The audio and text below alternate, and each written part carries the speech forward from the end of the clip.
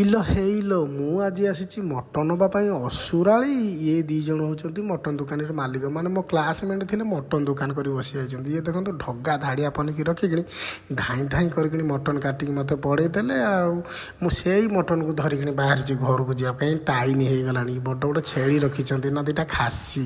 ଏବେ ମୁଁ କୁଠାର କଲେଜ ପାର ହେଇକିନି ମୋ ଗାଡ଼ି ଗଡ଼ୁଛି ଆଉ ଘର ଆଡ଼ିକି। ଆଉ ଏବେ ଦେଖନ୍ତୁ ମୁଁ ପାର ହେଲି କାନାଡ଼ା ବ୍ୟାଙ୍କ। ଏଠି ସବୁ କିସ୍ତି ମିସ୍ତି କରନ୍ତି, ପଇସା ପତ୍ର ଉଠାନ୍ତି। ଏବେ ମୁଁ ଆସି ଘରେ ପହଞ୍ଚିଗଲିଣି। ଘରେ ପହଞ୍ଚିକି ସବୁ ମସଲା ଘର ଯେତିକ ଥିଲା ସବୁ ଆଣିକି ଗୁଳେଇ ଗାଳେଇକିଣି ତା ଦେହରେ ମୁଁ ଫ୍ରିଡ଼ମ୍ ଅଏଲ୍ ଦେଇଦେଇଛି, କାହିଁକିନା ଭାରି ଟେଷ୍ଟ ହେବ ବୋଲି।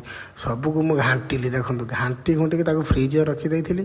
ଏବେ ଦେଖନ୍ତୁ ମୋ ହାଣ୍ଡିର ତେଲ ପାଚିଗଲାଣି। ମୁଁ ଏବେ କୁଟା ମସଲା ପକାଇ ଦେଇକି ଠକ୍ ଠକ୍ କଲି। ଏବେ ଦେଖନ୍ତୁ ପିଆଜ ପକାଇଦେଲି।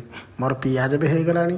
ମୁଁ ଯେଉଁ ଗ୍ରାଇଣ୍ଡିଙ୍ଗ ମସଲା କରି ରଖିଥିଲି ତାକୁ ବି ଢାଳିଦେଲି। ସବୁ ପକାଇ ଘାଣ୍ଟି ଘୁଣ୍ଟି ପକାଇକିଣି ମସଲା ହେଇଗଲା।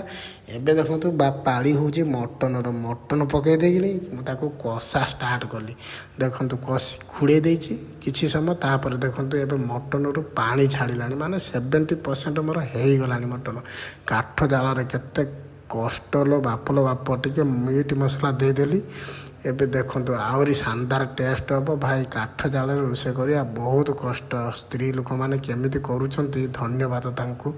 ଏବେ ମୁଁ ଟିକେ କଷା ବାହାର କରିଦେଇଥିଲି। ଏବେ ଗରମ ପାଣି ତାକୁ ଦେଇଦେଲି।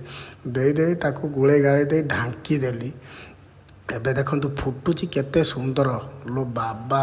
କେମିତିଆ ହେଇଥିବ କରି ମୋତେ କମେଣ୍ଟ କରିକି ଜଣେଇବେ। ତ ଏବେ ଦେଖନ୍ତୁ ମୁଁ ଧଣିଆ ପତ୍ର ପକାଇଦେଲି। ଧଣିଆ ପତ୍ର ପକାଇ ଦେଇ ଢାଙ୍କୁଣୀ ଦେଇଦେଲି। ଏବେ ଘରକୁ ଯିବା ପାଇଁ ତରକାରୀ ରେଡ଼ି ହେଇଗଲାଣି। ଝାନଳା ଆଣ୍ଠେଇକି ରାନ୍ଧିଦେଲି। ପୋଛି ପାଛି ଦେଇ ଏବେ ମୁଁ ଘରକୁ ନେଇଯିବି। ମୋ ଭିଡ଼ିଓ ଭଲ ଲାଗିଲେ ମୋତେ ଲାଇକ୍ କରିବେ, କମେଣ୍ଟ କରିବେ, ସେୟାର କରିବେ। ରହିଲି ସାଙ୍ଗମାନେ, ଜୟ ଜଗନ୍ନାଥ।